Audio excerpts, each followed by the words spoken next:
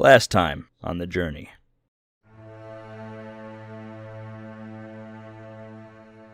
Is this recompense for that? Am I being punished? Because I deserve it. Griffin still feels really bad for what Jacoby went through at the hands of us. Howland is depressed. He is depressed. That rib is gone. The Genasi's gonna have a full-blown attack on Jacoby. You are the apprentice of Yogg-Queg. When I look down into the crystal ball, I'm seeing Yogg-Queg dead in front of me. I know you gotta be ready, but what makes you not want to make others ready? If I'm training someone and take them under my wing, if anything was to happen to them, it's on me. Many are looking to you as a symbol of revolution. We've already stopped the demon children. We've already stopped Spruce. I've had my adventure. I am the strongest fucking thing in this castle. You gotta forgive, but not forget. It's kind of a vicious cycle if you think about it. Howland learned that at times he could be happy. He figured out that was possible. You know, you don't have to worry about me. This whole city's always worried about you, Griffin. You don't want me to do this again. I don't like doing this. He reluctantly says, yes, ma'am. But he pulls out this interesting-looking dagger. We went through wraithings. The blade was stuck in a rock, and there's so many skeletal hands, reaching towards it. It looks like they all died in that position. Have you ever heard of the misfortune of the great Leviathan? Who would do such a thing? The Song of 1,000 Souls. This was the last adventure that Yogg ever had. Are you saying that this could happen again? Because if you think that death is the worst thing that I can put you through, I promise you, death is only the beginning. We're getting closer to the truth, to the beginning, to the end. Things have to happen to understand. We all have a story, whether it be a destroyed home, a broken home, or a taken home. And so far, we have a city saved and a city destroyed. But no one knows the future. It is a box of shadows and uncertainty with one option for clarity. You must go on your Eldric journey!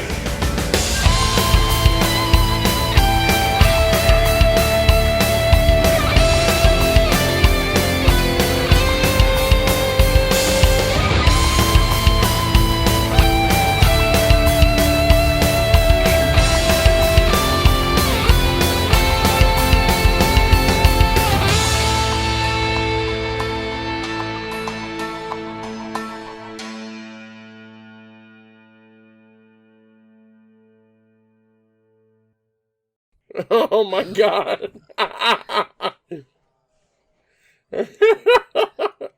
love it. From New York City, it's Saturday Night Live. Welcome to Season 3, boys. Season 3 is upon us. How much is the Battle Pass? It's $9.99 or $24.99 if you want to buy all the tiers. Oh my god, you guys do not know how long I've been sitting on that new theme song. Oh. Been a while, hasn't it? Welcome to your Eldric journey. Okay, without making fun of me, how'd you like that? The way it said welcome to your Eldric journey, I can't. All I could think was one of those 90s commercials that was radical, drink Red X Cola. I loved it. That part just was really goofy, but the new theme was really good. No. Get out. DJ's like, no, Ed, your opinion's wrong. You're fucking wrong, dude. It wasn't goofy. It was super good. I wanted a He-Man, yeah! But anyway. The camera opens up on a shot of a skyline that's familiar to most of us in this call. The camera opens up on a shot of Jacoby. Heck yeah, dude. Oh, boy. It's just sunset. And then we cut closer and closer into the clock tower until we open up on a scene of everybody drinking and becoming merry. I thought you meant getting married. I'm like, alright, you need to back it so far up. Griffin and Bagyo are finally getting married. Howland's in attendance, just in the full tuxedo, like, here you go, dude. You get married. All the Griffio shippers are gonna be happy. You just created that. The Griffios. Bagyo. Everybody is there in attendance. There's a sign up that says, "See you soon, Griffin Bagyo." Everyone is happy, but they're also just kind of like, worried about what's going on. You see the Melon Men. You see Stanley sitting there. He's not in his full regalia. He's actually dressed down for the occasion, but he does sport a little melon patch on his shoulder. Same with the patch there. You see Midge, Oh, Scruffy, Paul, and Rodney. I kind of nod at him. Chad and Isabel are there. Grapes of Wrath members are plenty. Thelma and Mansley. Everyone just having a fun time, being very merry. Chad is sitting there, holding Isabel's hand. They just took a shot together. They just put it down. The Red Delicious are also there. You see Fuji in the corner, leaning against the wall. And there's members of every gang here, and pretty much everyone you know, and including Elijah. Oh. How long has it been since we've seen, like, Griffin has seen Bagyo and everyone? Or is it just picks up right where it... Yeah, it's the next day, last time you saw everybody. And this is after the one-shots? It's literally the next day after that. Hey, Isabel, I was actually thinking about putting in a job for a cook. What do you think? I think you should not do that.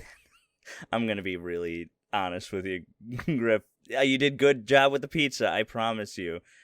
But don't quit your day job, bud.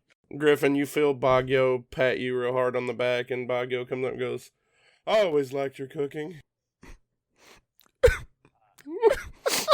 Tough scene. Tough. It's real tough. Nah, I'm kidding. I'm definitely not a cook. I don't know how long it's going to be till you guys get back, or I honest to God don't know what you guys are doing. But me and the Lemonheads, and he actually gestures to the Lemonheads spread around the room. He's got his yellow vest over himself with the Lemonhead logo on the back, and it says President on the patch on his right breast.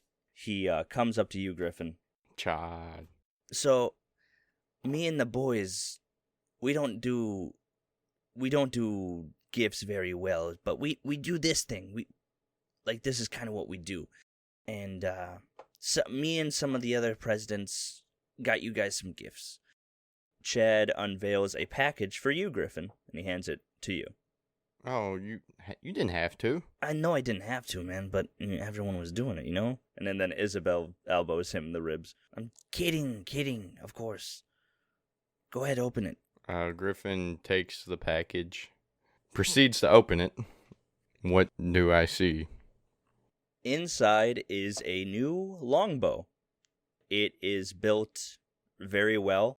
It kind of matches your Buzzard's Fall in terms of patterns. There's swirls around it on the wood side, and there's a really powerful string that goes down it. The color represents more of you. The wood looks like wood, and it's kind of beige looking, and then the swirls have this intricate color of night sky. It's more of a purple. We saw that you had a bow already, and you weren't really taking too much care of it, so... When Bagyo sees this very ornate bow and arrow in the box, he goes, I really appreciate it, Chad. I just... Before you finish, he just pats you on the back and says, "You don't have to say nothing, man. It's okay. I appreciate you too." Bagyo strums the string of the bow and makes it go doing. Fuji actually comes up behind you, Bagyo, wraps their arms around your neck. My head goes down into my shell. Now, buddy, you gotta pull your head up so this can stay on you, okay? All you see of my headless body is you see my eyes peeking out through the hole where my neck is. They let go and they go, "All right, I guess someone's a little too nervous to be around old Fuji." And they walk away. Bagyo's head pops back out. He goes, "Whew." And what you see is a cape adorned with the Red Delicious logo of an apple on the back of it with a couple holes drilled through it and some blood coming out of the holes. Oh. Bagyo kind of like waves the cape around a little bit and yells back to Fuji and goes, "Sorry, you just surprised me." All right, darling, whatever you say. And now Bagyo's like swooshing the cape around, and he puts it up in front of his face and kind of like sneaks around with it, pretending to be a vampire. Griffin goes over to Bagyo and grabs the cape and ties it around his neck and puts it on for him. Oh, thank you, Griffin. Hey, you look good in it. Oh, really? You think so? Yeah. I think it matches my shell. How do you feel about the design? What design? Like I know out of game. Okay. Yeah, it looks good, dude. Oh, sweet. Bagyo's standing there, and he looks like he just feels really good about himself right now. Real quick, out of game. Would Bagyo wear the cape? Since it's got like blood coming out of an apple, you know? Yeah, you don't have to. He wouldn't be as proud of it. But does he know at this point? No. Okay. No, he doesn't. Okay. Okay, good. Fuji, you hear Fuji from the back and go, "Thanks, Griffin. I guess he wouldn't let me tie it." Yeah, he's a little shy. It's okay. And last person to step up is Stanley. He just holds out his hands in front of you and he says, "Well, I'm not much for this emotional talk, but I just want to say, you guys saved the city, we saved the city. So I think we're pretty much on even ground there." And Isabel elbows him in the ribs. "Still, you guys roll pretty hard." Thanks, Stanley. Bagyo is intimidated by this cool talk, but he's like, yeah, you too. And kind of like gives him the tough guy head nod. Elijah steps up and he says, "It's getting pretty late, and we should probably head out sooner rather than later, guys." "Of course, always such a stick in the mud." Isabel shoves a drink in his chest and then grabs another drink for herself, and she holds it up in the air, and she says, "I hate saying this, to Griffin and Bagyo, the saviors of Jacoby," and everybody else, "To Griffin and Bagyo, the saviors of Jacoby." To Griffin and Bagyo, the saviors of Jacoby. Griffin says it. Hey, it's a little win for Griffin. A small win. Bagyo's laughing, and he takes a drink of his green tea. You actually see Elijah, and he walks over to Chad, and this wasn't even a moment for you guys to see, and I'm not going to make you roll for it because it'll take too long, but Elijah and Chad, they give a quick fist bump, and then they hug, and then they walk away. Did we see that, or no? Yeah, you saw that, but that's what happened. That just happens. Bagyo sees them do that. He kind of stares for like an extended few seconds. He turns to Griffin and puts his fist towards him. Griffin then nudges Bagyo's fist away from him and gives him a hug. Aww. And rubs his head, his little turtle head. Bagyo hugs him back. Stanley hands Bagyo and Griffin a note. "Well, I couldn't bring him. He wanted me to hand you guys this." Is the note like addressed? Like, does it say who it's from or anything on the cover? Yes, it does. Okay. You guys grab the note. You see that it says Fleek on it. Bagyo's gonna start reading his. You open the note and it reads. Sorry, it's hard to get in the voice. Hold on 1 second. "Son of a shepherd." He's raw. "Griffin and Bagyo, I'm sorry that I tried to take over the city. I didn't know you for very long, but you saved Melon Plaza. And I cannot leave this torture device that the Melon Men have put me in, rightfully so. So I just wanted to say, I'm sorry, and please help get me out. If not, thank you." Isabel, Chad, and Fuji lead you up to the clock tower, and it's the newly finished clock tower. They just rebuilt it because in the end of Jacoby's Lullaby, it exploded with spruce on it. And you walk up there, and it's the first time you guys have ever seen it. And it's just like it was the last time, except there's one huge detail now. Yeah.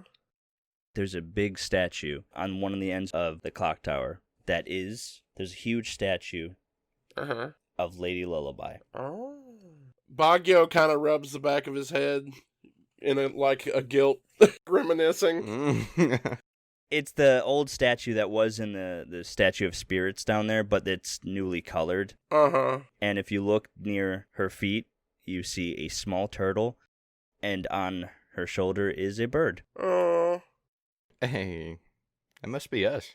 Bagyo looks really nostalgic and happy in his face, and he looks at the little turtle and goes, "I'm a turtle." Elijah walks over to the middle of the clock tower, on the floor. He taps the floor twice, and immediately springs this black and white swirling vortex-looking thing. Oh. All right, it's time to go.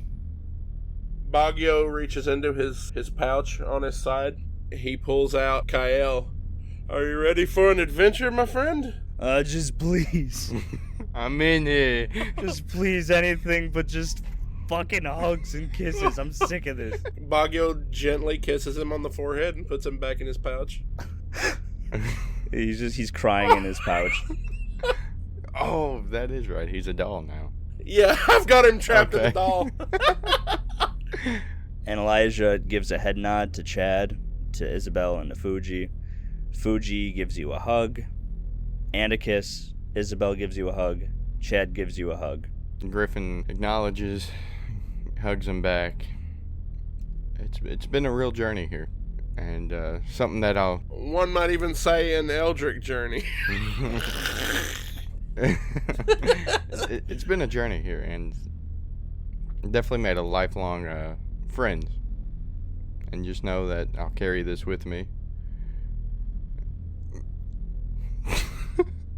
Finish your statement, please. Yeah. Something I'll carry with me, and definitely in. Alright, just go on. I'm done. Oh. Alright. Just get here back in one piece, okay? Will do. Griffin then talks to Kanan. Kanan, you there? I'm always here, bud. I'd like to just thank you for, being there for me, and I don't think I could have done any of this without you. Well, you're gonna be thanking me a lot because I'm gonna be here forever. You ready for this next adventure? Let's jump in this portal. Let's do it. And then you both jump into the portal. Not at the same time. Who's going first? Shit, you guys almost... Okay. Oof. Griffin goes to jump in, but then quickly turns, grabs Bagyo, and throws him through the portal. Shell first. Bagyo goes, "Hey, wait, what?" Ah! And then Elijah goes, holy, all right. And then he jumps in there. Yeah, it's kind of our thing.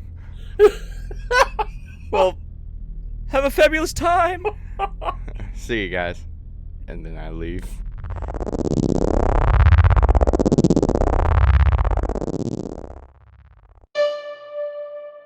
And then we cut to a shot of a pink castle, the Coral Castle. And then we cut closer and closer until we cut onto Howland Reyne. What are you doing, Howland? I thought I was going to come in and ruin a party of people that I didn't even know. I was like, hold on. It's like, I don't know any of these people. Don't bring me in here. I was actually afraid you were going to be like, and Howland comes through the doors. And I'm like, wait. What are you doing? Right now, Howland is sitting in his room, thinking about everything that happened in Handsome. And I imagine that he's levitating a couple feet off the ground. He's just kind of searching within himself right now. Because he's still very, not necessarily torn up, but he still is feeling a certain type of way about how everything concluded in Handsome and about his current situation. And his hair is going wild. Things are levitating around him, spinning around him, almost like they're orbiting him currently. And he's just having a lot of flashbacks. and he remembers that there is a crate in here, or like a chest for Rib in the room, and he wants to open it. So I'm gonna say he remembers that, and he slowly floats back down as everything kind of falls around him. As you're heading over to the crate for Rib, there's a knock at your door. I look over at the door, and I kind of just, like, undo the lock, pull it open from where I'm at. The door just opens slowly. What you see is Ari, the halfling there, glasses, half of their head shaved, and they're staring at you. Hi, Howland? Yes.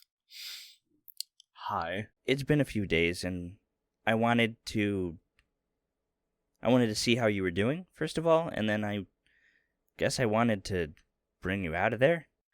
Well, that's mighty kind of you. I'm doing all right. What exactly did you have in mind? Okay, well, you haven't really been here for, long, so you didn't see all the other spots in the castle, I guess, and, I guess I wanted to show you around. Okay. Give me a minute, please. I'm going to, close the door. And, I imagine he was still kind of in his pajamas, for lack of a better word. Right. I'm going to just kind of shut the door. And I'm going to take a minute to open the chest for Rib. And then I'm going to suit up in my armor. You look inside? Yeah, I'm going to get on my knees and open up the lid, throw it to the side, and look in there.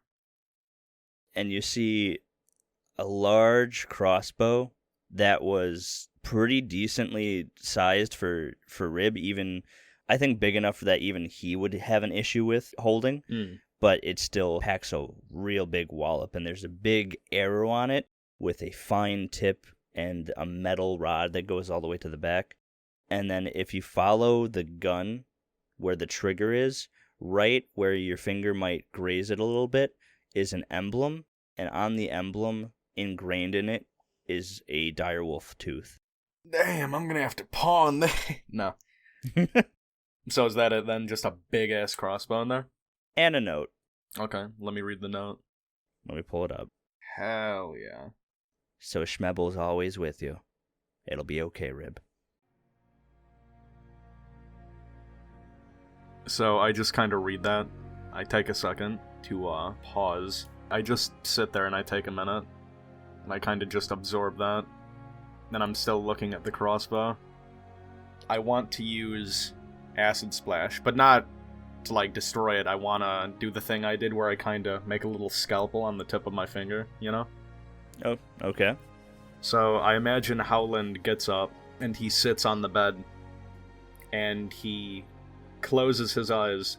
With his arm, he brings up this massive crossbow into the air.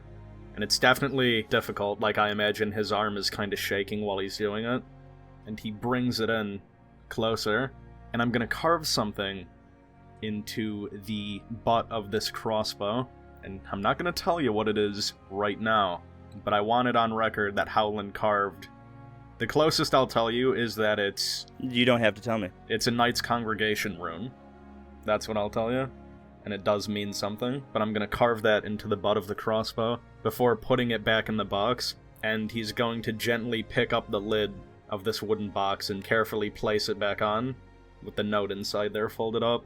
And Howland is gonna look over at his armor and kind of pull it to him, and he's gonna get dressed. And then he's gonna fling that fucking door open, and he's gonna say, "Hey, baby, you ever played StarCraft?" Ari freaks out a second, and then, no, I don't think I ever have. You should. It's a good... And she leads you down the hallway, passing a bunch of different things. The walls, of course, well, you know what the walls are. There's no candles, there's no torches. It's all glowing with a pink luminescent, almost. You know, you don't have to tell me, but I wanted to know, what happened to Rib? You know, you're absolutely right. I don't have to tell you. But I will tell you this. Rib's fate, as of right now, it's not as set as some of you might believe. I think Rib is still out there. I have a very firm suspicion, but I'm gonna lean in close and I'm gonna say if you fucking tell anybody that, I'll cut you. And then the camera stays in the back as you guys walk down the hall. And then the next we see, you guys enter a room. It's the portal room. The door opens, and you see all of these dimly lit portals. You know they're dimly lit when they aren't active, when nothing is happening. Ari starts first, and she goes, You obviously know the portal room, but I don't think you know everything about it. These portals go all different places in the world, but they don't go everywhere, obviously. I mean, you learned that we have to go places. These places involve hardships and trouble and problems. We never know what's going to happen when we get there. And all these portals here, there used to be a lot more of them. A lot more. And something happened long ago. You didn't really get a lot of answers about what the Coral Castle is, Howland. It's a lot of things. But one of the biggest things is that it's ancient. It's ugly. And a lot of people here think that this is a godsend, but it's really just a burden, Howland. I've had a suspicion for quite some time that there's considerable amount more here than meets the eye. I would say that there's probably a lot that even Magwell doesn't know about it. When you have an innate connection to magic, you can almost sense when something is connected to it, when something is of a magical persuasion. As a wise man once said, some places almost have a shine to them. Some shine brighter than others, and some simply don't shine at all. I've felt for a long time that this place does have quite the illuminating shine to it, and I will say, I don't think my business will conclude with this castle anytime soon. Although, it might not be business with Magwell, but business with this castle nonetheless. You finish that thought. Ari says, Yeah. She seems a little scared at first. But it's not all bad. This place has been able to allow us to do so many things for good and save people and all that stuff. We never really know who's going to come out of one of these portals. After she says that, there's a light from one of the portals that just opens up, like a new portal is becoming a reality, and it falls down from the center of the room into the center, and it becomes bigger and bigger, and these black and white swirls start coming in and out, in and out. Oh, you're gonna love this. This is a new portal. I don't know who's coming here. I don't know what squad this might... I hope you find this as fascinating as I always do. And then you see Magwell just coming from the ceiling in her gnome ghost form, and she's going, "Oh my god, it's been ages since we've had the last portal." She comes up right behind you. You know the thing when you kind of sit there and you're like rubbing your temple, and you're just like, just sitting there, and he's like, I have a sneaking suspicion that there's gonna be a lot of headaches coming through this portal. He's gonna kind of levitate back, and he's just gonna sit there with his arms crossed, floating by the back wall, just watching the portal. The wind circles around in the room, causing all this pink dust to go ripple around. Out of it shows up a turtle falling down on his back. Like I'm yelling, and as I hit the ground and I'm on my back, I'm like stuck, and I start doing that turtle thing where I'm like kicking and waving my arms because I'm on my back. Hello, my name is Howland Reyne. I've been at the Coral Castle for about 2 campaigns, and if there's one thing that I've learned being at this castle, it's that you never know what's gonna come through that portal. I work here with Magwell, a turtle, and a bird. This is Eldric Journeys. I might. Okay, thank you. I was just sitting there and I'm like, oh, it's coming, look, the portal. And I'm just sitting here like, this is Rick Harrison. And I work here with Rick Harrison and my son, Big Rick Harrison. And this is my punch. I'm like, No, and this is Rick Harrison. and this is an old man. How about Chum Lee, dude? You trying to Pawn Stars me? Trying to get me on that Pawn Stars game right now? Okay. Arya goes, well, this is a first. And then the second that happens, Elijah pops out and does a front flip, and then the superhero lands with their hand on the ground with their mask on. Plain white mask, and it has a thin line where the mouth is, no eyes. Magwell and Arya say at the same time, Elijah! And then as soon as they say that, the portal opens, and Griffin, you pop out of it into the room. Griffin pops out, lands, looks down at Bagyo, chuckles a little bit, Little help here. and then Griffin offers a hand and helps him up. Is that a fucking turtle? Is that just a big fucking turtle? Elijah stands up with his mask, and he pulls up the mask to reveal his face.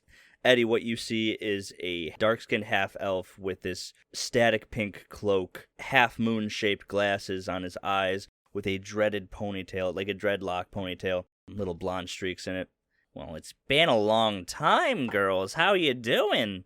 Oh my god, Elijah, it's been so long! And she goes in for a hug. Oh my god! She goes in for a hug, but phases right through him, and then Elijah shivers. Well, I got 2 potential recruits to show you. And he points to the bird and the turtle. Bird! Yep. Bagyo's waving at everyone. This is Griffin, and this is Bagyo. Hi, nice to meet you. Hiya. Hello. What you guys see is a floating ghost gnome and a little tiny halfling girl. Half of her head is shaved, and she's got glasses on, and she's waving. Bagyo looks at the ghost. And he leans very, obviously over to Griffin and goes, you think she's okay? Griffin leans down to Bagyo and, yeah, I think she's just fine. And Elijah says, okay, I've been gone for a couple months, so is anyone going to give me any details on what happened? Oh, there's nothing too much going on. And she's rubbing the back of her head, smiling a little bit. And Elijah, blank-faced at her, says, okay, so that means there's several things going on, right? You didn't hear it from me! And she bursts through the ceiling, just phases out. Of course. Do we see Howland where he is? When she's gone, you actually spot Howland leaning up against the wall. Hey there. Describe what you look like to me. So you see, pretty pale dude. He's got very pale white skin. He's got crazy black hair coming all the way down behind him. His hair looks somewhere between, fucking Madara and young Greg from Steven Universe. Just, kind of that crazy, wild rocker hair, almost. Blue eyes. He's got sharp fingernails, kind of like claws. And he's wearing a full black robe coming all the way down. Underneath the robe, you can't really see the armor too well, but the armor has spikes and thorns poking out of it. But you basically see a spooky, pale sorcerer guy leaning up against the back wall. Oh, are you guys wearing your masks, any of you? I have it, but I'm not wearing it. Typically, I don't wear mine until I go into battle, so I don't have mine on. Okay, but his face is exposed right now. Yeah, his face is exposed, and it's kinda... The robe's kinda coming up over his neck. It's not like a hard turtleneck, but it's... I feel like the collar of it is kinda like what the Akatsuki wear, a little bit, How does Howland's face look? Does he got, dark circles under his eyes, stuff like that? He's got, dark circles around his eyes, which kind of illuminates them almost. Hell yeah. Describe that face. Banana bread at work? Hell yeah. Bagyo sees Howland. Big smile on his face. Locks eyes with you and just waves very happily. Howland is going to conjure in front of him. He's going to snap his fingers, and you're gonna just see, like, purple letters kind of appear in front of him that says, piss off. Like, for you, I can't read. Snap his fingers again, and they're just gonna disappear into smoke. And he's gonna slowly come down off the wall now. Bagyo asks, who's the other little gnome chick who's not dead? Arya. Well, I don't know her name yet, I don't guess. Because after I read where he said piss off, Bagyo looks down at her and goes, where's the bathroom? Oh, God. He just looks at Bagyo and he does that shit where he just snaps his neck, snaps it one way, snaps it the other, and is like...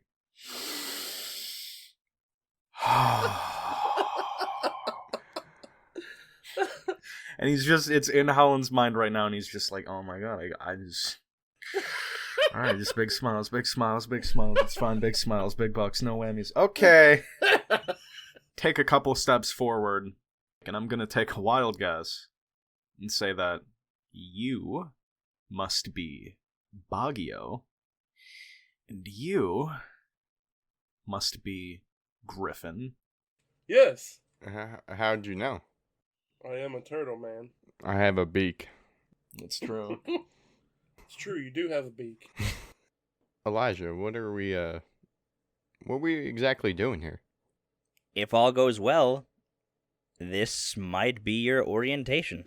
And I'm going to take you on a tour real quick to see the entire thing. You guys ready to follow me? Yeah. I sure am. You coming, Howland? I roll my eyes, and I start levitating again. Bagyo sees you levitate, and he's super impressed. So Bagyo starts trying to do that David Blaine thing where he pretends to levitate by, like, doing his feet a certain way. Griffin, hit Bagyo for me real quick, because you can fly. Shit out of him. I come up behind Bagyo and I grab his shell really slowly. He don't know I'm there. And I slowly fly up just to pick his feet up off the ground for a second. Bagyo's face! He's like... he's like, guys! I just imagine he's sitting there and he's like, I can do that too. And he's just like, Griffin, do the thing. And he's like, oh, yeah. He gets behind him and he's just like, he's just trying to, like, float. Griffin's trying to flap his wings so hard to pick him up. Bagyo's like, Griffin! Alright, so Griffin, are you seeing this? so throughout this tour, I'm gonna be carrying Bagyo, so he acts like he's levitating. Whatever pose Howland is in as he levitates, Bagyo's doing that pose as well. Oh. Oh. Elijah starts heading through the door into the hallway. I'm making whooshing sounds with my mouth. Arya is following behind. She's looking at Howland and she's like mouthing like, I didn't know this was gonna happen. They start going down and Elijah starts talking about the Coral Castle and he says, now the Coral Castle has a lot of things to it. There's so many different rooms in here for different things. Some rooms we haven't even discovered yet. The Coral Castle is ancient. When we found it, it was because of Magwell Sire. And you see Magwell Sire's head pop in through the ceiling. She says, that's me! And she pops right back out. Oh. Yeah, she does that a lot of the time. Sorry, I have a bad history with ghosts. Me and you both, huh? He starts heading up a flight of stairs and he says, but first I think I need to show you where you guys kind of are in the world. Because we're in a pretty ancient place. I'm about to send you something into the Eldric Journeys group chat on Messenger. Alright, and let me know when you see it. I see it. Now, is this a piece of art that you had made? Yes, this is the literal Coral Castle. That's really cool. I like the little palm tree on the side on the right. Oh, thank you. I'm glad you noticed that. Was this an ocean at one time? Is that the coral relation? Because I could see that whole area being underwater a couple thousand years ago. Oh, yeah. Was this castle originally underwater? Yeah. Do you say that out loud? Yeah. Well, I guess Howland does. He said it first. Yeah, sure. Wait, real quick, I guess I can do this out of game. Does Howland live here, or is this his first time? Neither to both of those. I definitely don't live here. He has a room here. Not permanently. This is kind of like a little hotel that I'm kind of at right now, and I've been here before. kind of like me at the clock tower. Yeah. Elijah says, well, we don't know. We're trying to discover things. So here's the thing. The first people that were here, the oldest members of the army of Xander, are Aldenreich and Magwell Sire. Something happened a long time ago when there was thousands and thousands of members of the army, and then there was an incident, and we lost everyone except for Aldenreich and Magwell. So the only people that knew anything about this castle, there's only 2 left, and even then, we don't know. We were brought here to this castle by Magwell and by Aldenreich through the last portal they had here. Otherwise, the only way that you can get into this castle or to this castle is through all of this desert. And he points out over the tower at this pink sand desert all around for miles. That's all you see, and it's humid, it's hot, the sun is out, it's blaring down, and that's tough to do. To your question, if this castle was underwater, I can't confirm, but I can also not deny. Huh. Yeah, right. So to kind of cut all the fat off that bitch it might be. Yeah, that's kind of what he just said to me.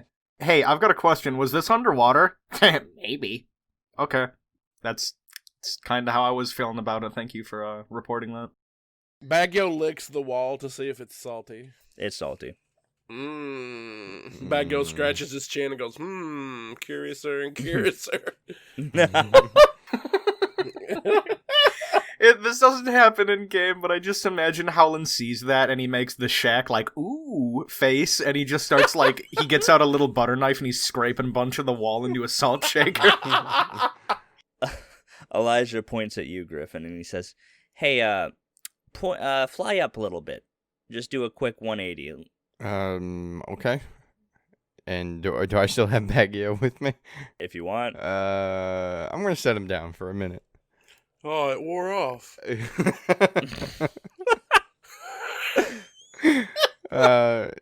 So Griffin flies up and proceeds to do a 180. What do I see?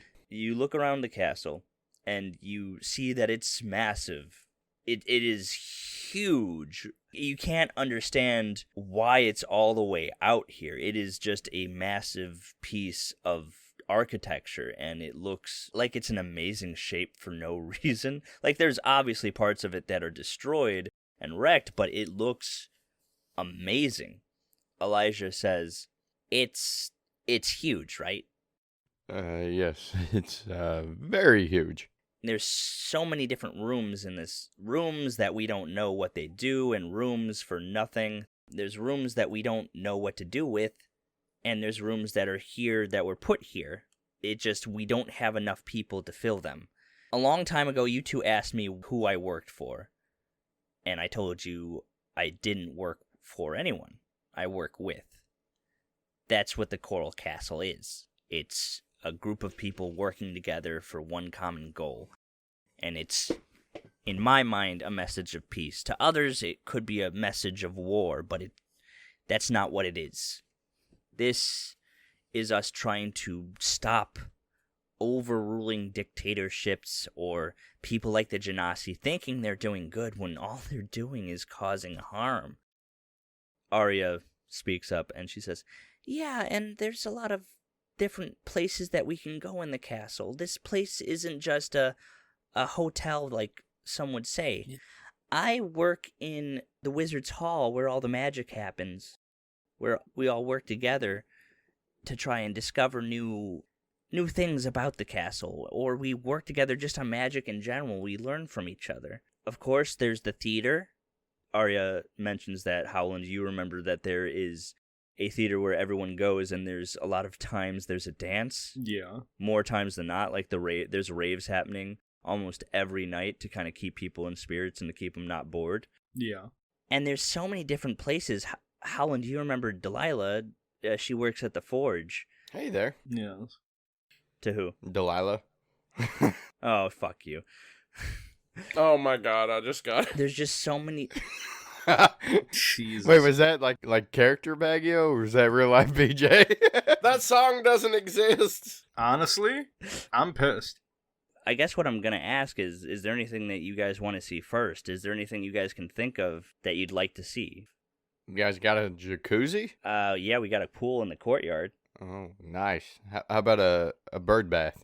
If you get in it, it will be that. Is there a garden? There is a garden. Are there grapes? Yes, Bagyo. We should totally see the garden. That would be so cool. All right, come along with me. With all the butterflies and bees. Thank you. Knowing that he's headed towards the garden, Bagyo's now two-stepping again. Hey, I've got these 2 tickets.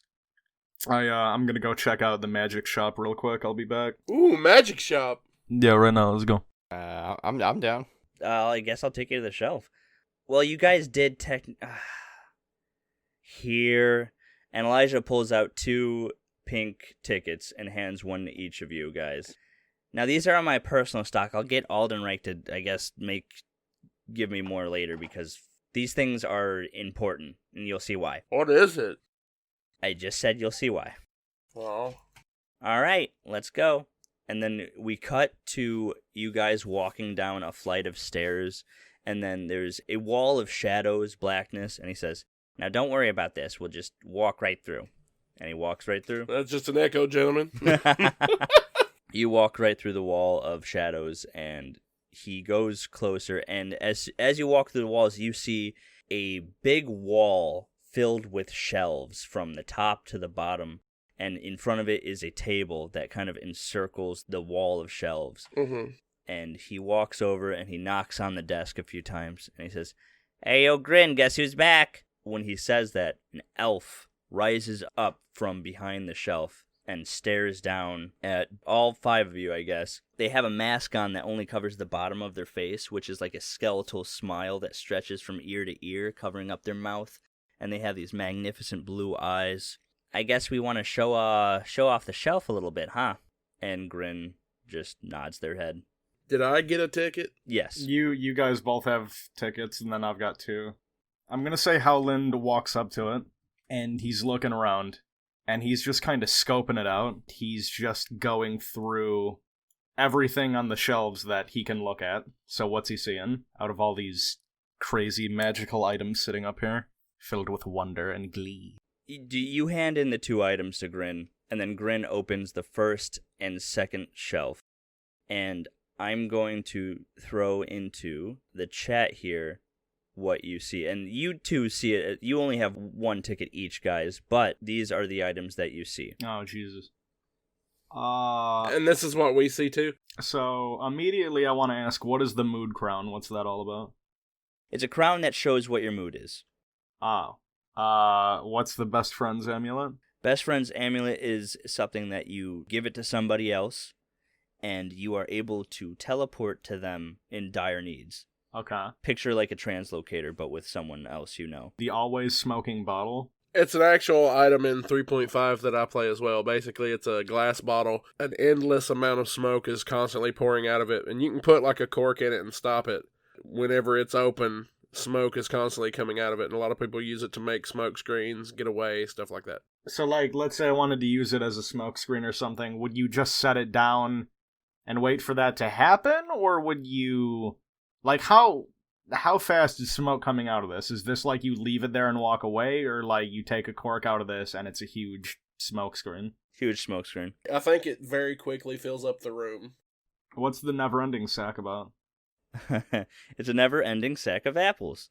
You shut the fuck up, dude. Of apples? Apples. A never-ending sack filled with apples. So basically, infinite apples. Nice. Masked mittens?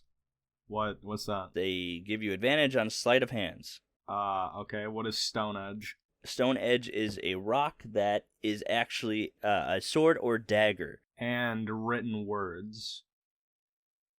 Written in the stars, a million miles away. No.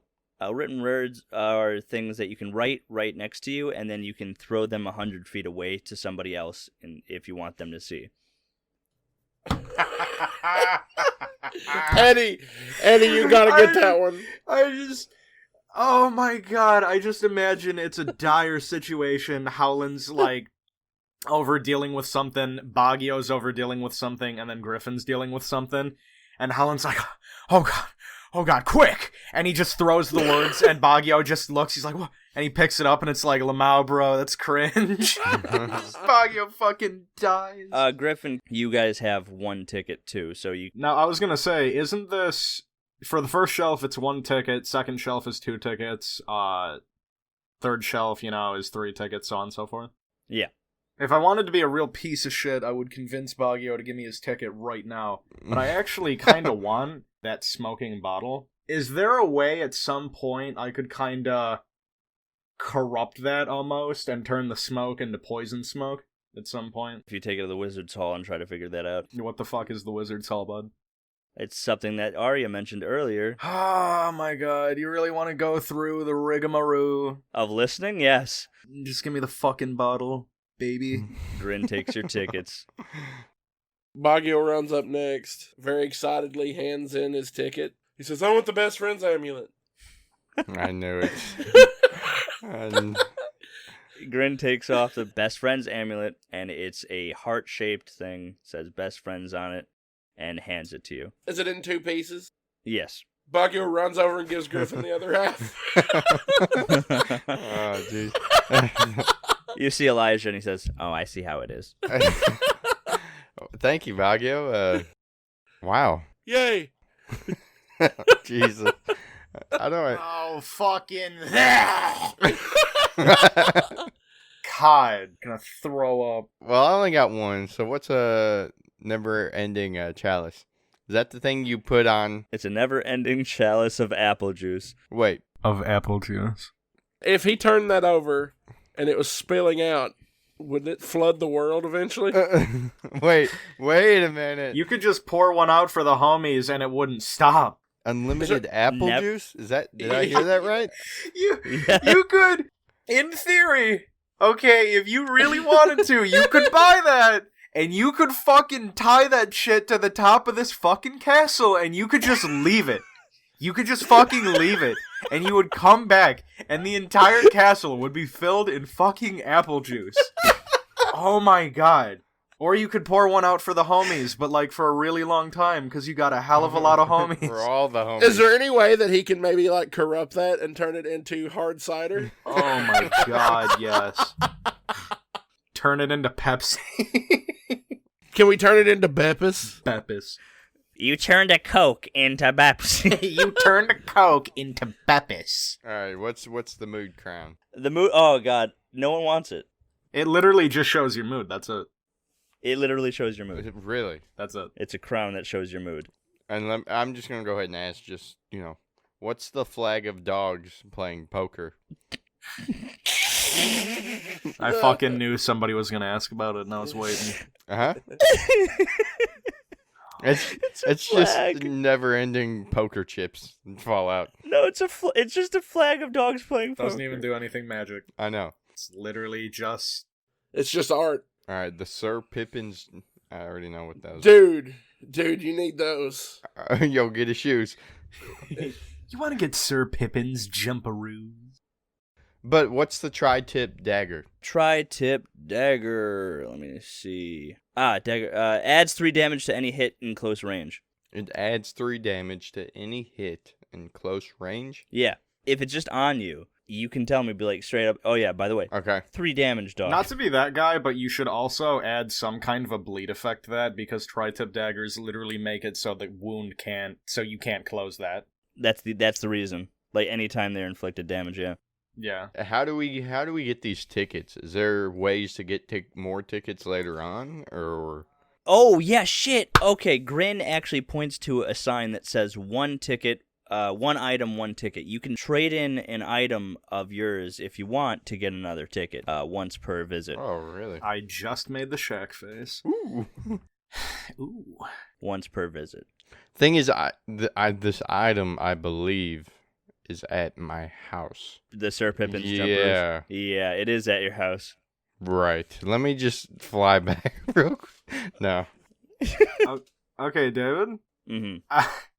I've got a lot of stuff in my inventory, and I don't know how most of this got in here. That's me going back and re-listening and being like, oh yeah, you picked up that shit. Putting it in your inventory like it should have been. Like it should be. So, will he take anything, or is this like it has to be of some worth? It has to be of some worth. But even in the second episode of Handsome Dwellers, Rib was like, hey, take this diamond. How many tickets will I get?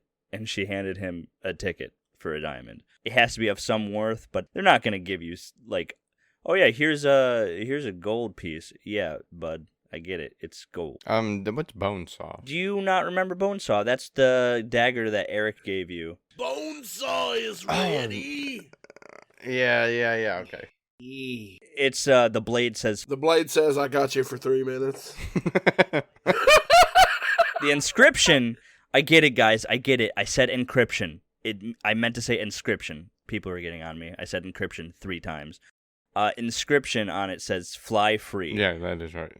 The handle is a flute made of bone. So the Bonesaw is my dual wield. As of right now, my second weapon. Yeah. Not a sword yet. No.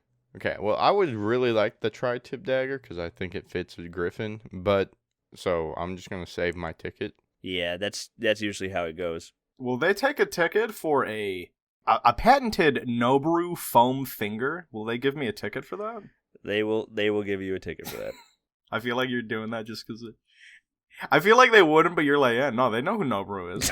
What, do you think they don't know Noboru, huh? Huh, pussy?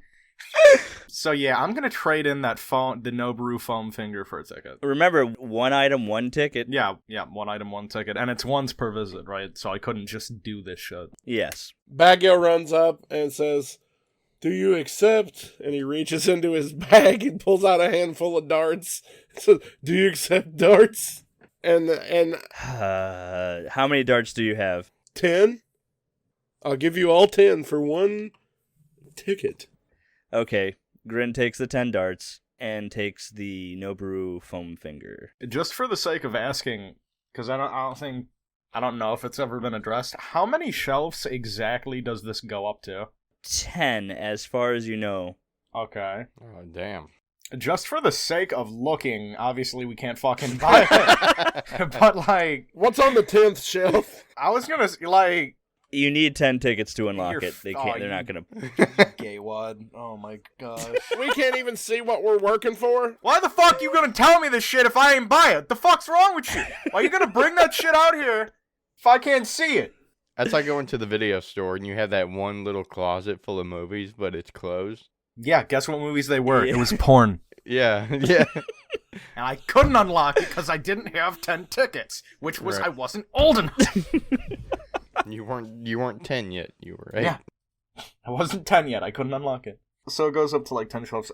Because I gotta wonder, because most of the stuff on the first shelf is basically a meme. Fact. And then the second shelf, it's like... It's lesser stuff. There's some stuff that's good. Like, I think the smoking bottle could be useful if I could somehow turn that, like, corrupt it and put a poison fog in there. Poison smoke. That would be the shish. That would be pretty fucking good. Deej, give us a hint. What's one thing on the 10th shelf? No, I don't want to know. I don't even think he has... I don't think he has it thought out. I think he does. You've got at least one thing planned for each one. I've got at least 8 things for each one. All right, I will get 10 tickets. I promise. What's this place called? The Magic Shop. The magic place? Does it have a name or is it just the Magic Shop? It's called The Shelf.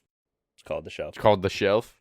Is that official or is that unofficial? Like, is it literally the shelf or is it like people just kind of call it the shelf? Because I'm putting it in my inventory for 1 ticket.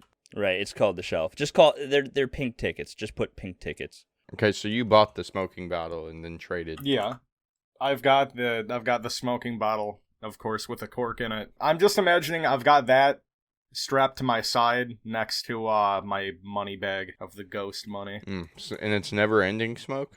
Yeah. I'm imagining the way it works is you just kind of keep a lid on it over time and it builds up. You take out that cork and it just fucking explodes with smoke.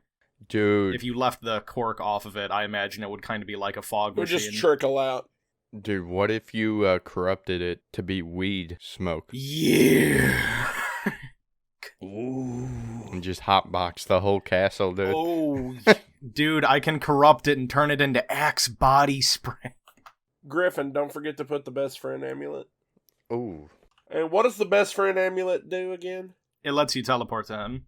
If you're really fucked and, like, say you're in a fight and he's not there, or I'm not there, and you're just kind of like, I gotta go, you could just fucking grab that amulet, honk it a couple times, and then boom, it's out. So is it a one-time per use? No, it's Yeah, you can only teleport with it once a day. You know what? Get back to me on that, because I'm thinking about, like, if maybe it's just a one-time only. David's still working on the patch notes for that. Beach, we could on. literally just set up like a Symmetra teleporter from point to spawn. heck yeah, dude. No, I'm thinking once a day would be fair. Once a day. All right, I'll let you have once a day. Does he teleport to me or can I teleport to him? Vice versa. And it's one per each or one together? One time. Once a day together. One of you can use that. Okay. And also, when you guys put it on, Bagyo, yours says Griffin, and then Griffin's, yours says Bagyo, once you put it on. Heck yeah, dude. You know, it's funny, I put that in there thinking that Howland and Rib were going to grab that, but they never did. What were you thinking? Can this thing like be broken, like get ripped off easy or no? Oh, Because I would love Like, what? for him to tie it around his armband that he's got on his. Oh, hell yeah. Tie it on there. So Griffin takes it and ties the amulet to his armband. Hell yeah. Bagyo's got his around his neck, but like down in his shell. Let me get a check. How many tickets does everyone have? I've got one. I've got one, as of right now. Also one. I was gonna say, I had 2, got the smoking bottle, had 0, traded in a foam finger, got 1 again. So, here we are. We all got one now. Next time that you guys go on an adventure, keep an eye out for some stuff that you want to grab, because you could just bring it back here and throw it to the shelf. You'll get a ticket for any mission that you go on for the army, and you'll get a ticket for every item that you bring back for the shelf. But I'll give you this: you can only have 3 items that you can bring to a shelf per time. Okay. Because you're not just going to be like, I'm going to grab this rock, I'm going to grab that, I'm going to grab this, oh, that's 10? Sick. Can it be hot? Yeah, it can be hot. Okay. If I made a really good plate of spaghetti, and I brought it over here, and it had Parmesan, it had the big meatballs, and I slid that in there, and I was like, Grin, darling, are you gonna give me a ticket? Plate of spaghetti, dude? No. Does the shelf accept interpretive dance? No, absolutely not. Oh. It would have to be so good. How many tickets to sell Bagyo? Oh. And just keep him on the shelf. Grin points to the sign that says 1 item, 1 ticket. Oh. Oh. Griffin looks at Bagyo, and it's just a with the red eyes. Okay. All right, you guys good at the shelf? Yeah. Yeah, I think we're done here. I like the name, actually. Elijah says, all right, we'll talk to you later, Grin. Grin shows peace signs as they just go under the table again. To the garden? Here in the garden. Shut the fuck up. Anyway, hard cut to the courtyard, and what you guys see is a whole bunch of people just chilling out. Picture like a beach, but there's no water except for this big pool in the center, and there's people just chilling in it. So, an oasis. Yeah. Yeah, an oasis. That's a good way. There's people at tables just sitting there. People passing out like smoothies, it looks like. Ooh. So we're at like an oasis resort-esque kind of. Bagyo sees the smoothie, and he's like, yeah, I'm gonna need one of those. Arya, she hears you say that, and she holds up her hand, and a big old Goliath walks over holding this plate with a couple of smoothies on it. Arya jumps up trying to give the Goliath a kiss, and the Goliath like just leans over and grabs Arya, puts her on his shoulder, and says, "Yep, go for it." Arya kisses him, grabs the smoothies, and hands it to you. "All right, see you later, Dwink." And Dwink heads away. Dwink the fucking twink. Wait, did Dwink just give us our drink? Ah, son of a bitch. I want the grape one. And he takes the grape smoothie. Griffin grabs a nice strawberry kiwi smoothie. Griffin grabs the birdseed smoothie. Y'all got any of that bird seed? Strawberry kiwi. Howland is a man of refined taste, so he sees here that clearly the only choice is strawberry banana. Griffin is now pecking at his smoothie. Wait, you wouldn't be able to use a straw with your beak. I don't think so. Elijah continues and he says, here is kind of where everybody just hangs out. This is really just a fun place. You look and Bagyo is already in one of those lawn chairs laid out drinking his smoothie. Yeah, exactly. That's the spirit. This is in between missions. And I see you going away, Griffin. In between missions, people come here and we chill, for the lack of a better term. These missions are hard and strenuous, so in between we have to relax and have fun. And there's so many places in this castle that we have fun. The garden, the water, the smoothies, they all come from somewhere else. So we have to enjoy it while it lasts. He said there's so many other places in the castle. And he says there's the arena, the shadow room, the library, the portal room you've been to, the banquet hall, the forge, dungeons, the wizard's hall, the gatehouse, courtyard, which is here. Am I missing anything? And Arya goes, how about the chapel? Bagyo perks up. Oh, Baggy. chapel to who? I don't... What? I'm not sure if you'd like to see the chapel, Bagyo. Why? And then we hard cut to Bagyo staring into this room, and all around are broken statues and destroyed wall art of these godlike creatures. Bagyo's just slowly walking through, looking around. What happened here? A long time ago, after the incident, people lost faith, and they took it out on the gods. They left us, apparently, after everybody was desecrated, after the entire mission was a failure. No one believes in the gods because they don't believe in us. Bagyo kind of clutches his Book of Yahqueg, kind of puts his head down and walks back with everyone. I told you wouldn't want to see it, as the camera stays in the room as we walk out of the hallway. And Bagyo goes, no, I'm glad I did.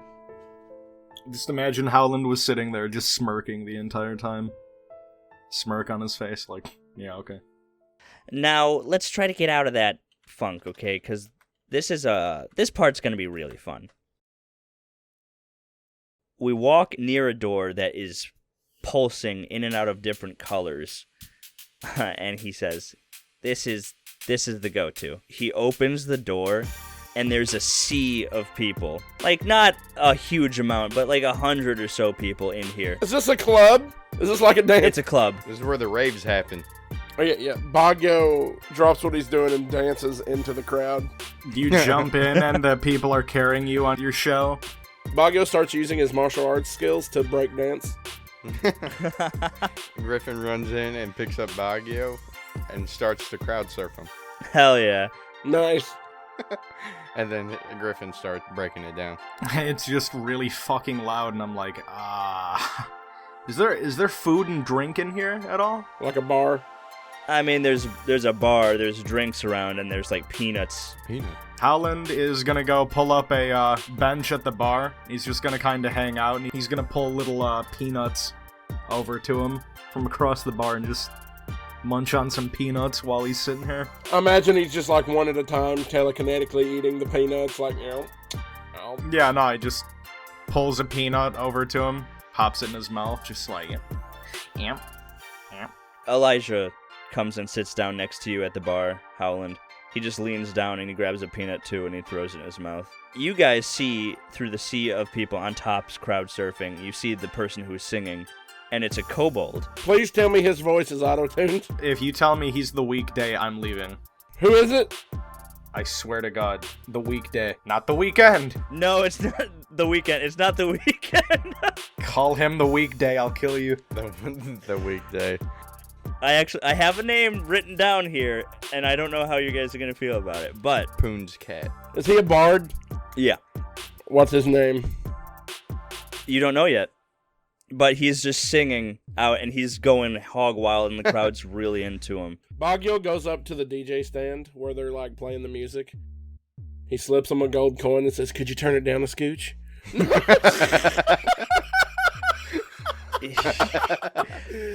looks at you, and he's like... He looks at you, he grabs the coin, and he puts it in his mouth. And he puts it back out, and he holds up one, and then, like, shrugs his shoulders. Are you kidding me? I spit on you.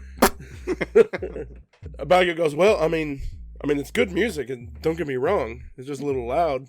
Who's the singer, anyway?" That's Toast. Toast? Yeah, it's Toast. That's what everybody calls him. Oh, Toast who? Toast Balloon. Howland is just sitting in there, and he's doing that Moira thing where you put the tips of your fingers together, in contemplation and in front of your face. You know what I'm talking about? Toast Balloon? And Howland is sitting across from the bar, and he hears that, and he's like, "Toast, most delicious indeed." Are you saying his name is Toast Balloon? Toast Balloon wouldn't have anything to do with Post Malone, right? Yes, it does. Starts sweating. Who's that? I never heard of it. I know. What are you talking about?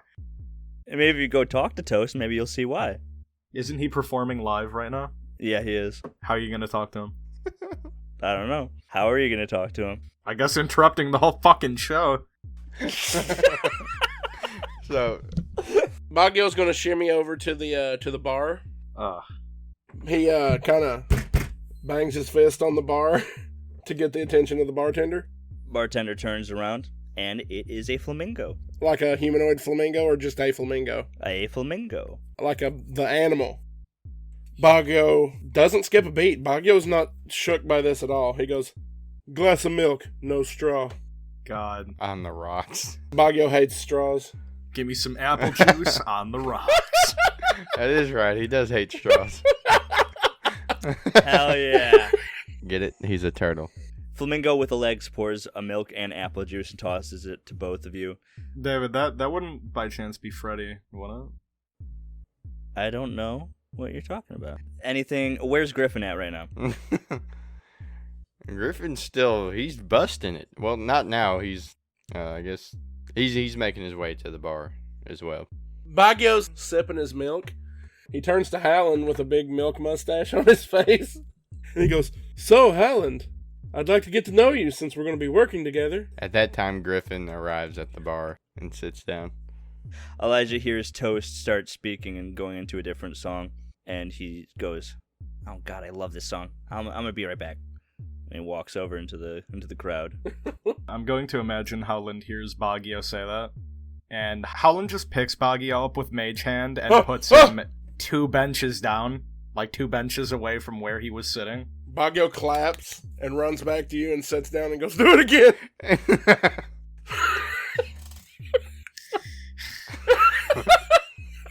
Alright. Okay. I'm gonna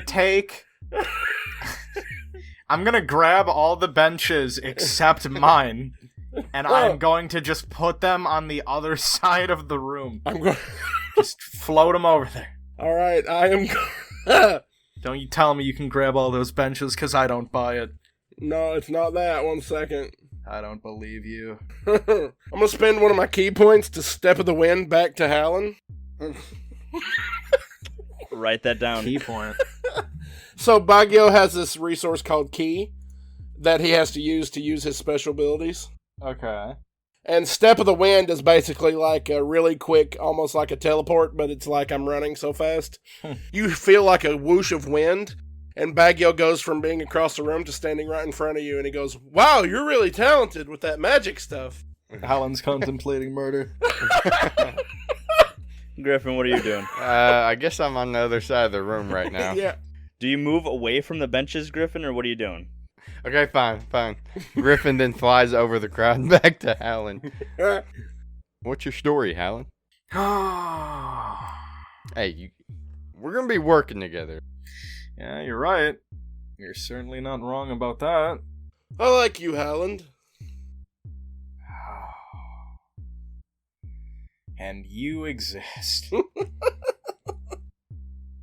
Why don't you tell me about you? All right, I was a bird, and one night I was sleeping, and I heard a knock, or someone broke in, and I was told to go hide under the bed, and I heard a ruckus, and yeah, Bagyo pats you on the back. after I got from underneath the bed, I found both my parents murdered. And, you know, being that young, it really, it did a number on me. And I found this, this headband that was left. I guess during the scuffle, it got knocked off. And long story short, from that day on, I made a promise to myself that I was going to make this right. And I was going to get revenge. That's why I wear this. And Griffin points to his headband and rubs it on his bicep.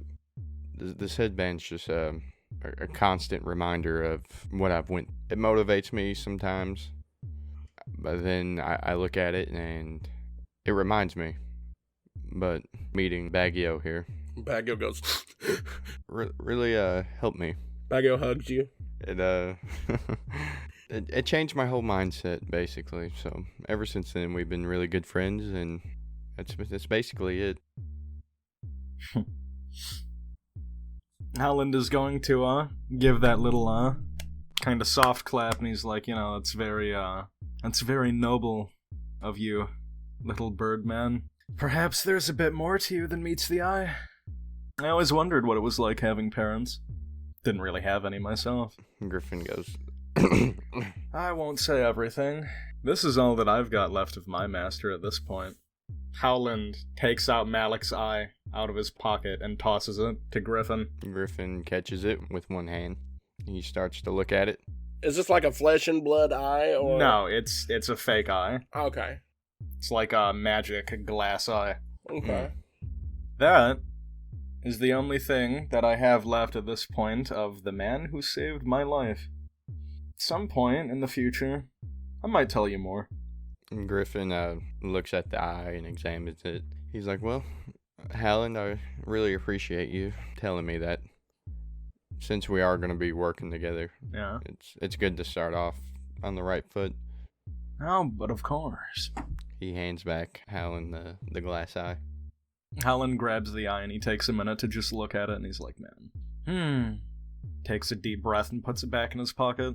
And as you do that, Bagyo walks up to you, Howland. Like he goes to pat you on the shoulder, and he says, if you ever need to talk about it, I know a lot about loss. Howland feels you patting him on the shoulder, and he's like gritting his teeth that you're touching him, but he's not outwardly showing that. He's like, duly noted. Elijah pops back in and says, see, this is the fun. This is where everything is. This is just the fun parts of doing this. And I don't know, sometimes I get to feel safe here. I get to see my friends, and I get to... I love the Coral Castle. I love everyone here. I got a few other people I want to introduce you to. My really good buddy, Alphonse, Pericles, Aldenreich, Martin, Luther. I think you already met Magwell. So I guess we just got to go find those guys. Is Martin and Luther two people? Yep. Okay. Where's Junior, though? Where's the king? Out of game. I smack Griffin. King Martin Luther. King Luther of House Martin. Ooh. So I guess we're going to go maybe Aldenreich first. You guys down? Ah! Yes. Yes. Yes. But I would like to see that Mage's Hall Oh, the Mage's Hall? whenever we're done talking to, Let's go to the Mage's Hall first, because there's going to be a thing. Okay. Alright. Well, let's rewind. Hey, let's go to the Mage's Hall, though. They start heading off, and they go into the Mage's Hall. And he says, so again, there's lots of places with lots of different people in this place, and once I'm done with this tour, that's not the end of it. You guys can discover new things about this castle all over. It's incredible. You guys get to the Mage's Hall, and Arya actually takes it from there. And here's the Mage's Hall, and she opens a door, and inside is just like kind of picture an alchemy lab filled with beakers and different types of things all over the place. Different rooms filled with different magic going on. The way that Bagyo and Griffin reacted to the big-ass dance is the way that Howland is reacting to this room. He's just like, oh, honey, I'm home. Griffin goes and pulls up a chair at the bar that's in the Mage Hall. Eats some peanuts. Howland opens the door, starts floating around. He's like, oh my god, is that Eye of Newt? Is that dragon blood? And Griffin's just like, aight, I'ma head out. I'ma head out. Bagyo's currently reading a book of magic upside down. Griffin walks past Bagyo to go look around, and as he passes Bagyo, he grabs the book and turns it right side up. Bagyo goes, oh, that makes much more sense. Howland sees that, and he's like, nah, let me fix that. And he turns it upside down again after Griffin leaves. Bagyo goes, oh. Put the mic closer to your face, BJ. Bagyo goes, oh. He goes, aww. Deej, what is this book? The book that you're holding? Uh-huh. It's called My First Spell. Howland should have used his magic to turn the book inside out. Sets the book on fire. It's like, oh, is there somebody like that runs this room, or is this just a public magic room where you can do shit? Well, it's both, actually. I technically run the room, I guess, but there's other, like, magicians and sorcerers and people who are just training to become wizards can come in here all the time. And actually, you look around and there's a bunch of people coming in and out of rooms, like, experimenting. There's Tabaxi actually is on this crafting table, it looks like, with their arms inside of this glass tube. And Arya goes, oh, check this out. I love this. Bagyo, Griffin, you too. Bagyo comes over. Griffin rushes over. Oh, hi, Tina. And Tina nods because she's in, like, deep concentration. The Tabaxi is with, like, sweat coming down their face. Whispers to you guys, and she says, so, Tina here is not actually a magic user, but with our discoveries, we've discovered that magic we can create, we can put into objects to kind of make our weapons better, or our armor better, or things like items, and to give them special features. And you look inside the glass tube, and you see like this big ball of light, like an aura. It doesn't hurt to look at it, but it's bright enough. The hands that Tina inside is slowly trying to combine it into this other, it looks like a piece of metal. You don't know exactly what it is, but Arya... Does it almost look like an ingot? Like a brick of metal? Yes, exactly. Yeah. And Arya says, and you guys could do this too with your own items if you want, but you have to be very careful because if you could potentially destroy the item. And as soon as she says that, there's a big pop inside of the glass, and the metal ingot that Tina is holding is destroyed along with the magic. And it takes a lot to get the magic and whatever item you're working on. If you mess up and that happens, you could destroy the item. But it's also just really cool to have a cool feature and like add stuff. Out of game, this room, the Mage's Hall, you will be able to come in here no matter what. If you're a magic user, obviously it helps, but there's some mechanics I have in the future to kind of show you guys how to use this. You can add stuff to your weapons. Nothing major. You can't be like, oh yeah, I'm going to soul bind this to myself, because that takes a lot of incredible magic. Yeah. But you can create these charges, and these charges are basically features. Depends on how powerful you want the features to be, because if they're immensely powerful, it's going to take a lot to make them. But if it's something like, oh yeah, I want to add this amount of... So, like, for example, we could make it to where our sword does fire damage or something. Yes, absolutely. First of all, what kind of armor can we get, and what goes on the armor? What kind of stuff? It depends, because the forge is where we make armor, and you guys can go to the forge and make your own armor as well. It's the same type of deal. It's all about how skilled you are at the forge or making armor, and I guess how good you are at making armor. Bagyo's raising his hand, and he's going, ooh, ooh, ooh. Yeah, Bagyo. So, I use Ki, which is like life magic. Mm-hmm. Would there be any way I could do something with that here? I'm sure if you worked with me or someone else, we could figure something out with that. Woohoo! And she points at you, Howland. She says, "Yeah, and if there's, I am sure you can do something if you want as well. You can create spells and put them into items as well, Howland." Yes. Most good indeed. Out of game. Yep. I want to corrupt this bottle of smoke here with just poison and toxin and how hard is that going to be? Because I imagine it's powerful. Well, all you would have to do is manifest a charge of poison spray, which is a spell you already know how to do, Okay. which shouldn't be too difficult. But once you develop that charge, you have the charge, and then all it will take is to put the charge inside of the item that you have, that being the smoking bottle. Okay, so how do I get the charge exactly? So the charge is you do poison spray, right? Okay. And you have to do it in a certain room, and you have to roll well, because that depends on how well the spell will be used. Okay. Let's say you roll an at 20, and your poison spray, whatever it's going to be, is going to add, let's say, 5 damage, nat 20. Every 5 under that, it's going to miss. You roll a 15. All right, that's 4 damage. You roll a 10. It's not really going to do a lot of damage. Okay, so I have to make sure I can get a good roll Yeah. to do this. Okay. My question out of game. Yes. What I'm looking for is some way to give myself an ability to recharge or replenish my ki without having to always rest to do it. Right. Maybe not Ooh. something that I could do just constantly and never run out of ki, but like just some way for like in emergencies I could refill my ki. Ooh, you know what you could do, BJ? What? Get the fuck up. No, what you could do, like in Dragon Ball Z, how they kind of have the sensu beans. Yeah. It'd be cool if your dude had a flower, like a rose or something like that, and every time you picked a petal off of it, it would recharge you. Oh, that could make. Ooh, that gives me an idea. That I could literally maybe get some kind of little food, like some nuts or some grapes or some kind of small food that I can keep a bag of, Deej. Yeah. And maybe I can imbue them with, because ki is life magic. It's fueled by your soul, basically. What I could do is imbue, or, find some way to imbue my own life force into this food. That way it's limited to how much food I have of that stuff. And then let's say we're in a fight, I'm out of ki.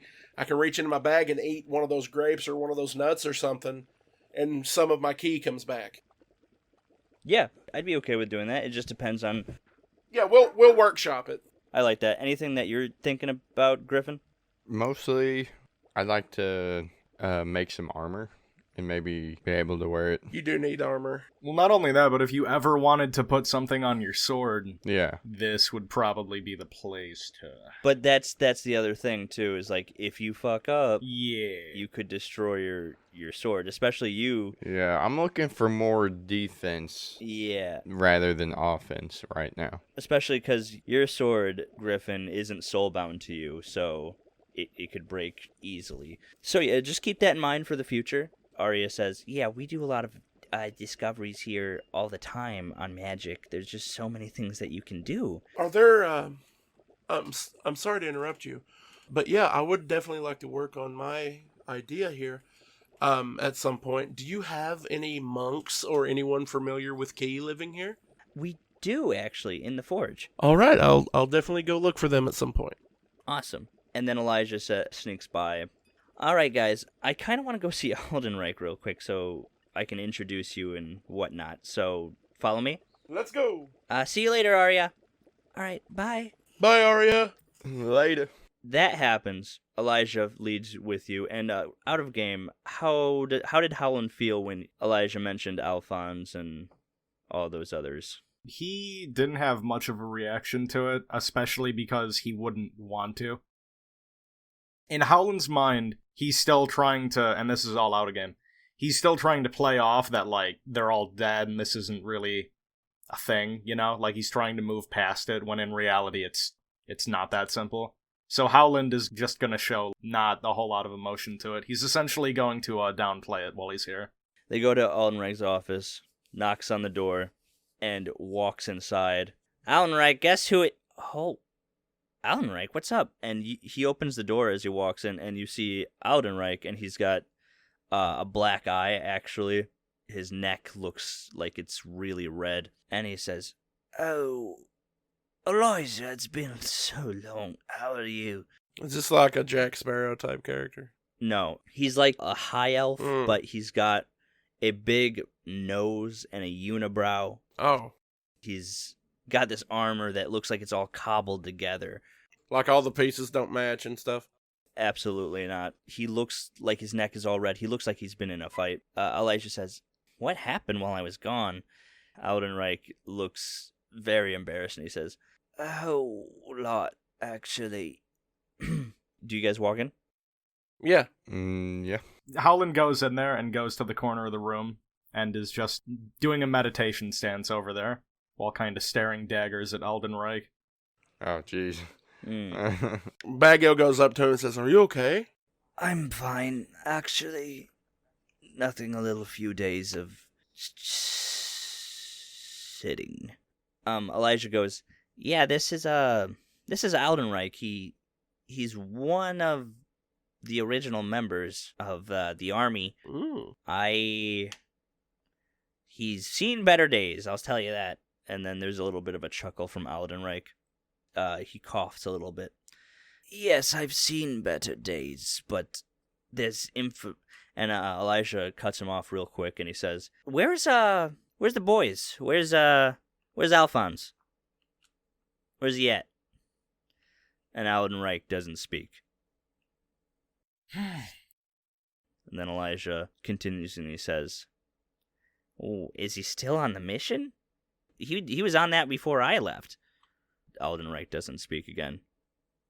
Howland from the corner of the room just looks over and says, "Unfortunately, your friend is quite disposed.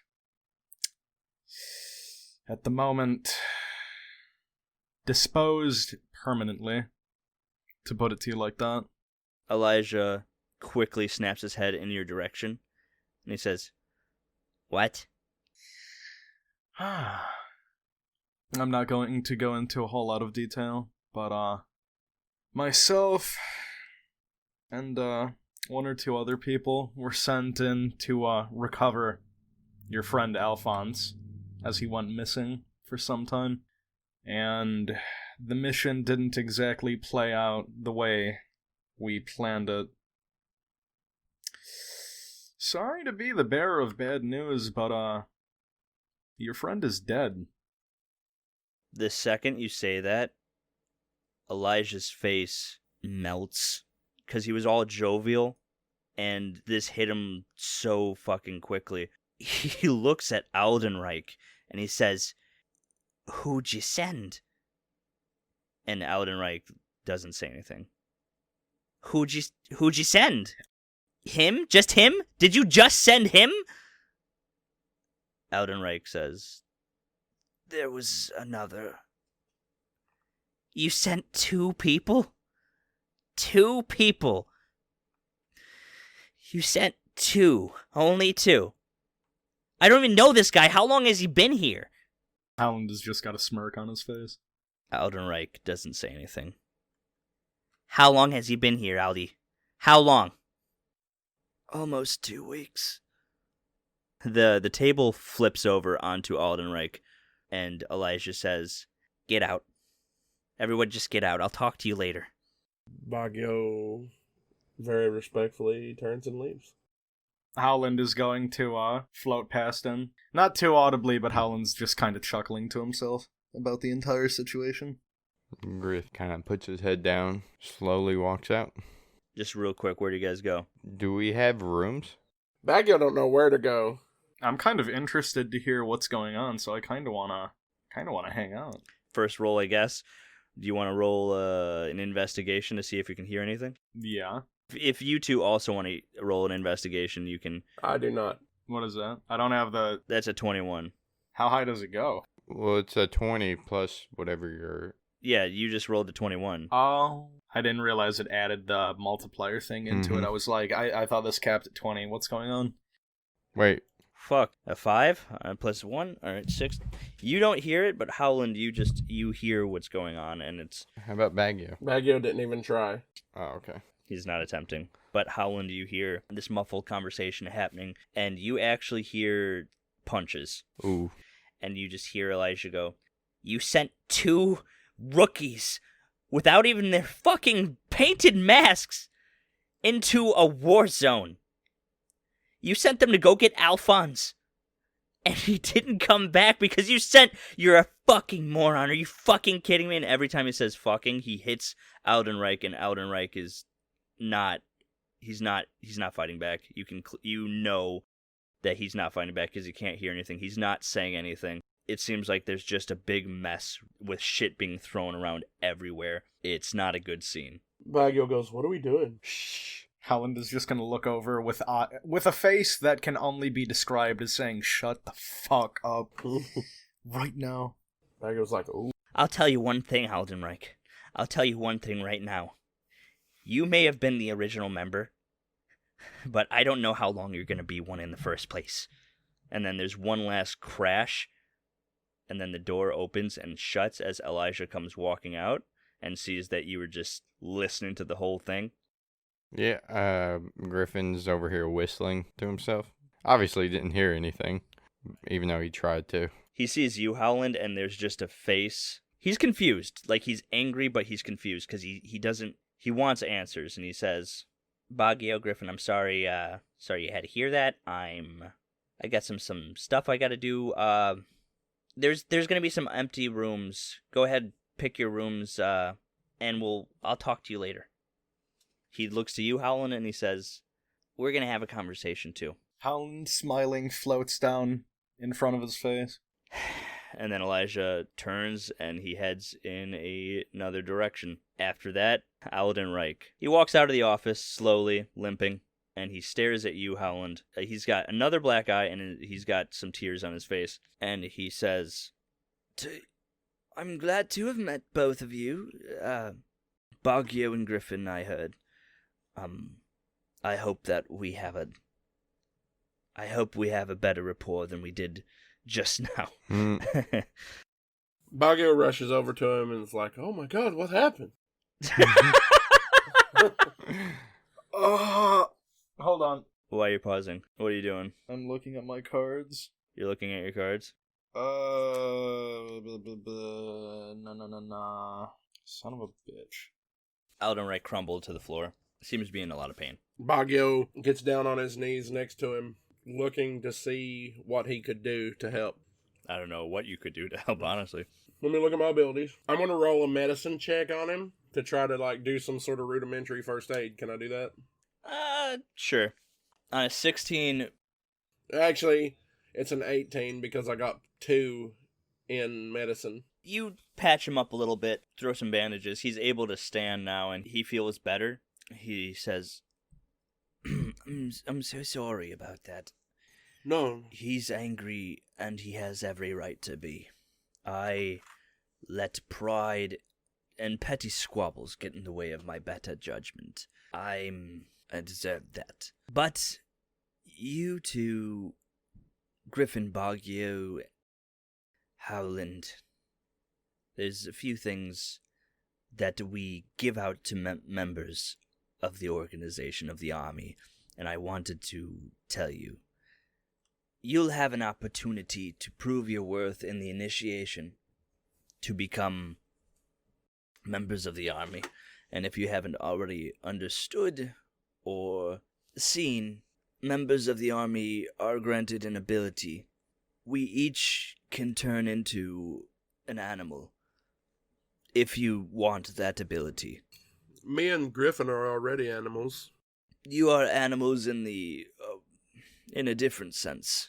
I'm a high elf, and if there was a high elf version with no civilization or true thought, then they would consider me an animal as well.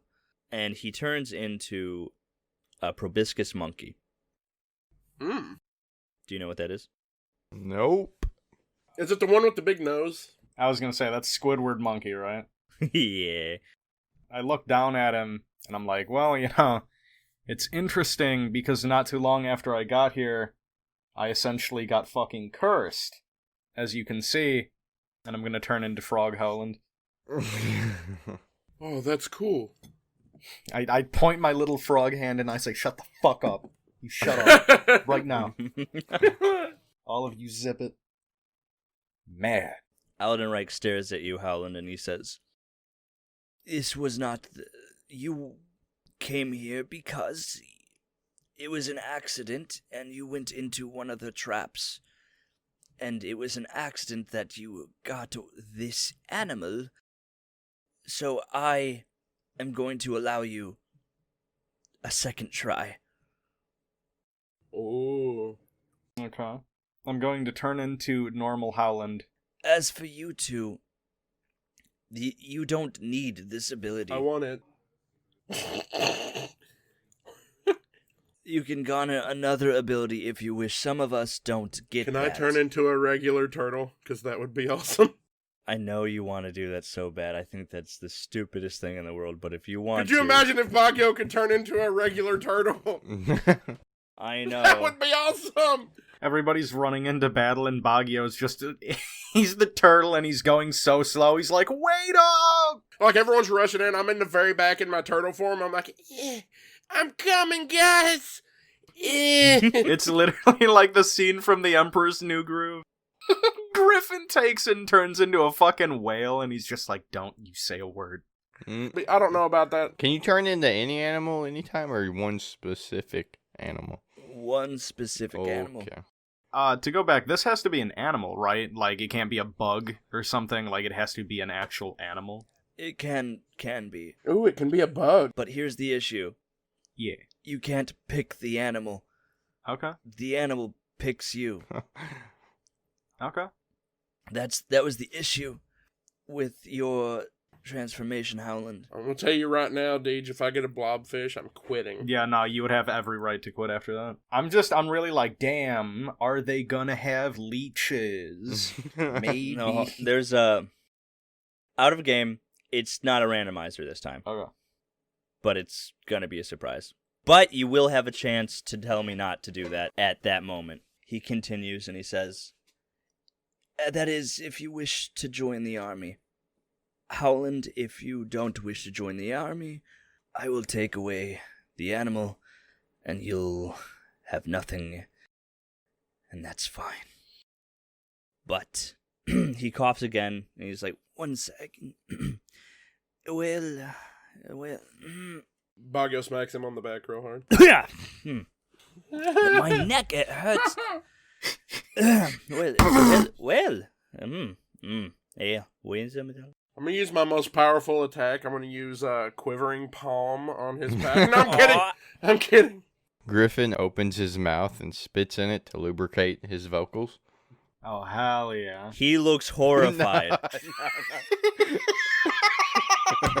Also, you dominate him now by spitting in his mouth. Yeah. He's getting this dude's getting the shit beat out of him. He fucking comes out of here after some dude beats his ass. Bagyo smacks him on the back hard as fuck. Griffin's spitting in his mouth. And he's just like, what's going I on? thought Howland was the main one. Howland would be fucking dying if Griffin spit in his mouth and then... To lubricate And his he just- vocals, dude. He sounds He like just he's made a having face like he was terrified, like a Home Alone face after it happened. Howland would be actually pissing his pants. Oh my god. Eldenreich is horrified, but DJ is turned on. Oh, out of the game. oh my god, dude. I just... Fuck. Because he's still a monkey, too. That's fucked.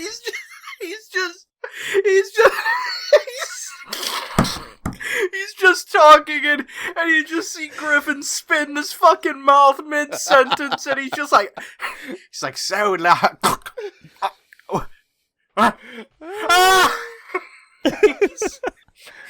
Eldenreich. Like, oh yeah, let's all beat the shit out of him and kill him. You just start kicking the shit out of this monkey. Yeah, even Bagyo's like, yeah, let's get him. Oh my god. So that's the deal. When you get a chance, you can go to the forge or the mage's hall and you guys can build your weapons because you will be facing your initiation and have the chance to join the army, it'll be up to you. So, are you going to join? And the camera cuts.